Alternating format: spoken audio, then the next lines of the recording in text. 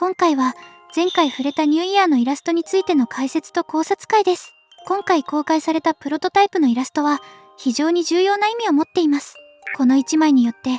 これまで積み上げてきた考察の前提そのものが揺さぶられる可能性があるからです。このイラストにはどのような意図が込められているのか、今回はその違和感を起点に丁寧に紐解いていきます。イラストの中で見えている情報とあえて見せていない情報の両方から意図を読み解いていきます。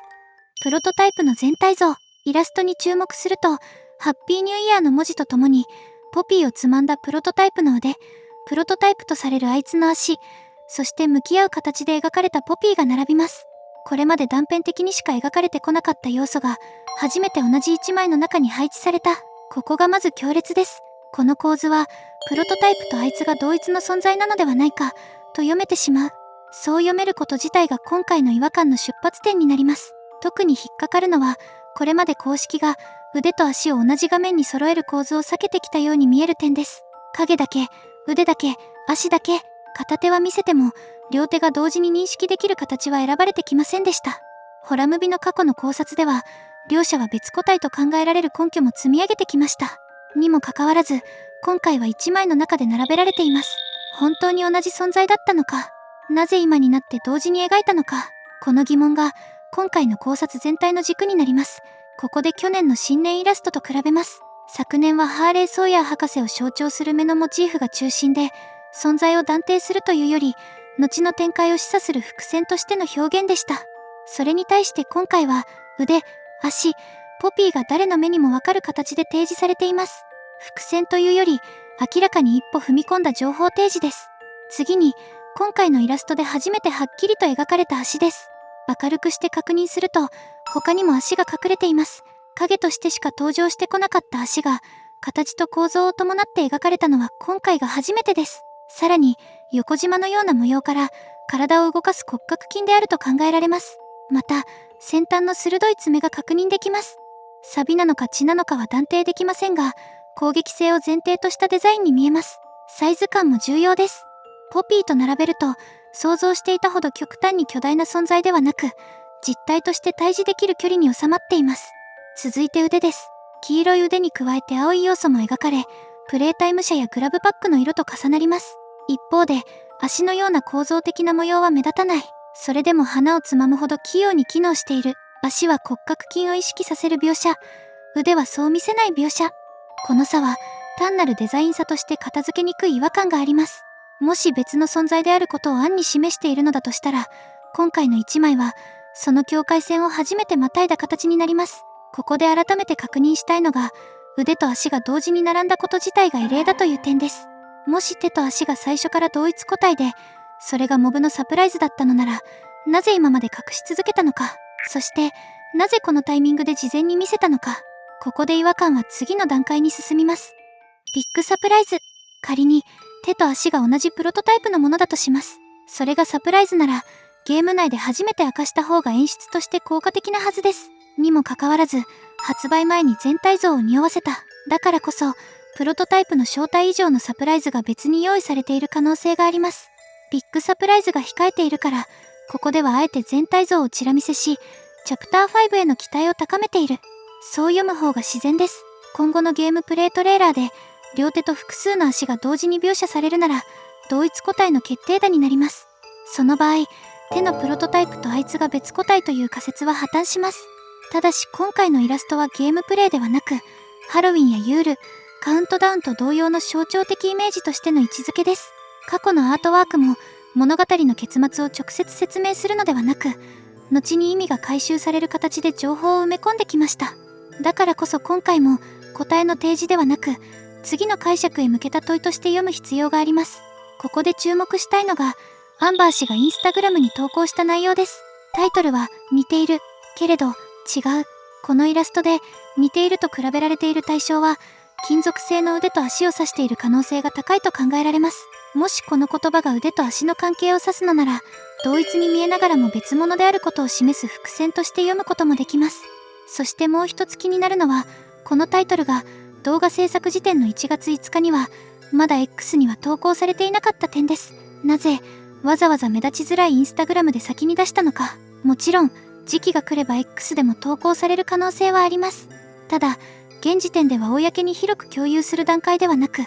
まずはインスタグラムで反応を探る、あるいは気づく人だけが気づく形で情報を置いた。そうした意図があったとしても不自然ではありません。プレイタイムカラー。投稿とともに示されたのが3色です。青、黄色、赤はこれまでにも繰り返し登場してきた配色です。プレイタイム社のイメージカラーとして工場内の衣装に使われ、プロジェクトプレイタイムのロゴでも採用されています。ユールのイラストでも額縁の図形がこの3色で彩られていました。グラブパックの VHS でも青と赤のハンドに対してプレイヤー側が黄色で表される場面があります。過去の投稿でも色のついた図形や絵文字が特定の存在を示唆する形で使われていました。同意を示す配色と帽子の組み合わせ、マルディグラの配色に合わせたクリッターズの描写、監獄を表す図形の配色。今回の3色も何らかの存在を示すヒントとして提示された可能性が高いと言えます。ここで注目したいのがプロトタイプ側に新たに確認された色です。黄色と青、そこにポピーの花の赤が重なれば確かに3色は揃います。ただし3色が本当に指すものはまだ断定できません。だからこそこの3色が何を示すのかを絞り込んでいきます。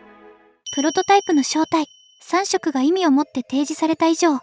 今回のイラストはプロトタイプそのものについて語っていると考えられます。重要なのは3色がこの段階で揃った形で提示された点です。まだ見えていない部分が残るのに、色だけは完成形として先に出された。赤がプロトタイプの体そのものにあるかは未確定でも、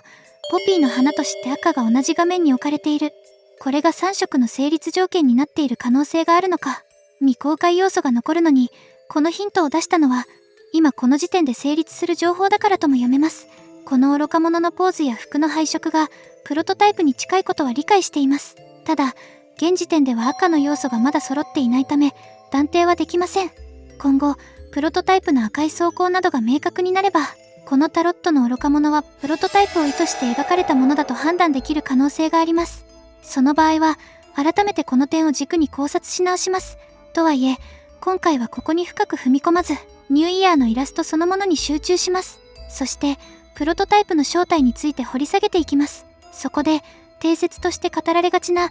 エリオットイコールプロトタイプ説を一度外し、別の可能性を検討します。エリオット説は、多くのファンの間で定説として扱われてきました。しかし今回の新年イラスト以降、その構図は整いすぎている印象が強まります。ポピー自身がプロトタイプとエリオットを同一の存在として認識していないように見える点も引っかかります。もし最後にエリオットだと明かす構成なら、そこへ向けた示唆や伏線がもっと明確に積み込まれているはずです。さらに、モブの演出傾向は救済よりも後味の悪さや疑問を残す方向に寄っています。同意を殺させた直後に、同意がみんなを守る決意を語る VHS を置き、プレイヤーに罪悪感を植え付ける。そうした選択を積み重ねてきたゲームです。もし最後に正体がエリオットだという回収なら、その方向へ誘導する温度感の描写がもっと強く出てもおかしくありません。親子が分かり合えた矢先に決別する感動のストーリーなどが挙げられます。それよりも視聴者の善意を裏切る形で別の真実へ落とす方がこの作品の空気には馴染みます。そしてそのプロトタイプの正体の候補がオリジナルのポピーです。ここで言うオリジナルのポピーは娘としてのポピーやステラポピーのような過去の考察から切り分けて考えます。要は別個体です。一番初めのコマーシャルに映るポピープレイタイム人形。そしてこの存在は実はモブが最初に公開した映像の中にすでに姿を見せていたのです。オリジナルポピー。主人公に宛てたポピーの手紙と一緒に残されていたポピーのコマーシャル VHS。そこに登場するポピープレイタイム人形こそがプロトタイプの正体ではないかと考えています。プロトタイプは試作品を意味し、言い換えればオリジナルです。このオリジナルポピーの慣れの果てがプロトタイプだと仮定すると、これまでの違和感が整理できます。順番に見ていきましょう。まずはセオドアの感電事件です。当時セオドアはイマジナリーフレンドとされるプロトタイプと共に盗んだグラブパックを使い、プレイケアから脱出を試みました。その際に操作を誤り、感電して重傷を負ったとされています。この時、プロトタイプはセオドアを救うため、彼を小児科医のトーマス・クラークの元へ運びました。事件を調査していた探偵ジェラード・ロックハートは、メモにタールの痕跡と残しています。VHS でも粘り気のあるポピージェルのような液体が滴っている場面が確認でき、これがその痕跡に近い可能性があります。これは椅子に座ったポピーの傍らにもありました。さらに、この事件で盗まれたグラブパックのうち一つは、現在も行方不明です。新年イラストに描かれた腕の色と重なる点があるため、プロトタイプがそれを装着している可能性も考えられます。キャットナップの爪文字。1989年の感電事件から回復したセオドアは、その後、プレイケアへ復帰しています。事件後、プレイケアでは監督体制が強化され、詳細を明らかにするための内部調査が進行していたと記録されています。この流れを整理すると、レースが探偵に捜査を依頼し、セオドアと行動を共にしていた存在を特定。その存在を捉え、工場に戻ってきたソーヤー博士の研究対象として実験された。こうした一連の流れを経て、実験体1006、いわゆるプロトタイプが誕生したと考えると、時系列として大きな矛盾はありません。セオドア自身は、1990年11月にキャットナップの被験体として生まれ変わります。キャットナップは、赤い煙の影響を受けない存在として描かれています。つまり、意識や記憶が保たれている可能性があります。その痕跡が、壁などに残された爪文字です。そこには、次のような言葉が刻まれています。オリジナルは私を救った。オリジナルの命令で死んだ。プロトタイプは私たち全員を救った。プロトタイプが与えてくれるだろう。ここで注目すべきなのは、同じ存在を指しているはずの対象が、オリジナルとプロトタイプという、二つの呼び名で使い分けられている点です。この使い分けは、セオドアが人間だった時期と、キャットナップとして存在する現在の両方で、オリジナルポピーと接触していたと考えると、自然に説明がつきます。オーリーでのミスリード？チャプター4に登場する VHS オーリーにも、ポピーの存在が残されてます。ここで示されているポピーが現在のポピーではなく、過去のオリジナルポピーだと仮定すると、映像の意味は大きく変わります。VHS では、ポピーが科学者たちによって体を切られ、過酷な扱いを受けていた様子が語られています。何度も何かを取り外しては戻される。次第に何も感じなくなり、自分を何者でもないものだと認識するようになる。精神的に追い詰められていたことが伝わってきます。この状態は、チャプター3で描かれたプロトタイプの VHS と重なります。刺す、殴る、肉を裂く。それを感じるのか？という問いかけは、感覚を失ったオリジナルポピーの言葉として読むことができます。プロトタイプが他者の声を模倣する特徴も、オリジナルポピーの手術の過程で、声を発するボイスボックスを何度も取られ、機能を失った結果だと考えると整合します。実際、キャットナップとレースの会話でも、実験体には声を出すための装置があることが示唆されています。意味深に背中を向けて描かれるポピーのイラストも、このボイスボックスを暗示してるとも取れそうです。ホラムビのこれまでの考察を踏まえると、オリジナルには AI チップがあり、学習機能があるため、複数の声を模倣できた可能性があります。こうした点から、VHS オーリーに登場するポピーは、現在のポピーではなく、オリジナルとしてのポピーであると読むことができます。その時に芽生えた復讐心が、後の喜びの時間の動機につながっていると考えても、不自然ではありません。オーリーが常に近くにいたことを踏まえると、彼がいなくなった事実を、オリジナルであるプロトタイプが把握していた可能性も高いでしょう。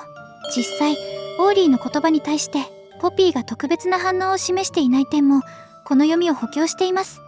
誕生日は、オリジナルポピーはいつ、誰によって作られたのでしょうか。現時点で最も自然に当てはまるのは、エリオットが作ったという仮説です。その根拠の一つが、フォートナイト関連資料に含まれるエリオットのインタビューです。そこで彼は、最初に作った人形を彼女に渡した、と語っています。これは、娘のポピーに、販売前の試作品を渡したと読むことができます。さらに、親愛なる日記では、11歳になったポピーが思いを綴っています。以前は、成長した娘が書いた日記だと捉えていましたが、この解釈には違和感が残ります。年齢を逆算すると、1歳にも満たない子供に、会話が可能な人形を与えるという行為は、やや不自然に感じられます。一方で、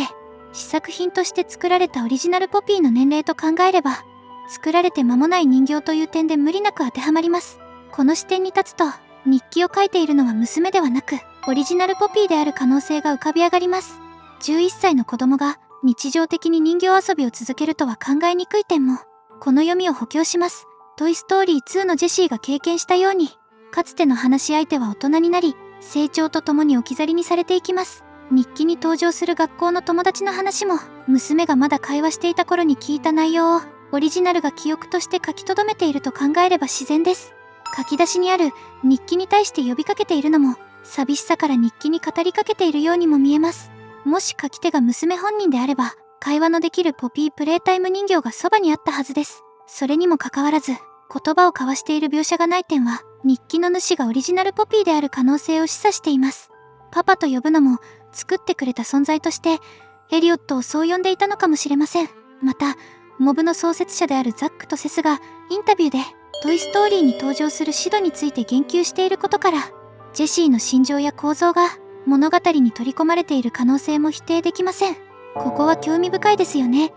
ポピープレイタイム。最後にイラスト全体が示しているものを整理します。先ほど触れた青、黄色、赤、この3色はプレイタイム社そのものを象徴する配色です。つまりプレイタイムです。そこにプロトタイプが手にしているポピーの花を合わせると、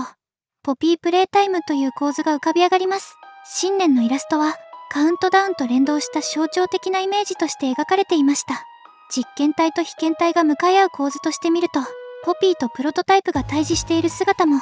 過去の姿がポピーであったことを暗示しているようにも見えます。ここまでの情報を整理すると、現時点で最も多くの矛盾が解消されるのは、プロトタイプはエリオットではなく、オリジナルとして生まれたポピープレイタイム人形である、